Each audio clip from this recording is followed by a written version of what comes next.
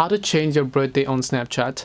Hello everybody, welcome back to our channel. So in today's video I'll guide you on how you can change your birthday on Snapchat, so make sure to watch this video till the very end. If you'd like to change your birthday on Snapchat, first of all make sure you have updated the Snapchat app to the latest version.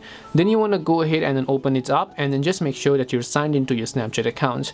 Then once you make sure that you're signed into the Snapchat account, tap your Bitmoji profile from the top left hand side of the screen here. Once you tap the Bitmoji profile from the top left, you want to tap the gear icon from the top right, which is the settings icon here. Once you tap the gear icon from the top right, just scroll, and then here you should be able to find the option called birthday. So you want to make sure to tap on it, and all you have to do is just make sure to enter the new birthday that you would like to use.